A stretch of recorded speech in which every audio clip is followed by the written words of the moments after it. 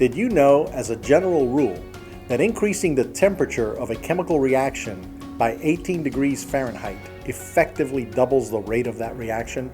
In more practical terms, if you're cleaning at 150 degrees and it takes an hour to complete a wash, raising the temperature of the solution to 168 degrees could shorten the cleaning time to 30 minutes.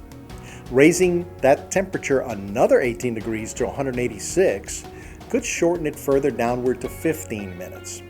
If time is money, this simple increase in productivity will allow for more washing in less time, thereby increasing revenues.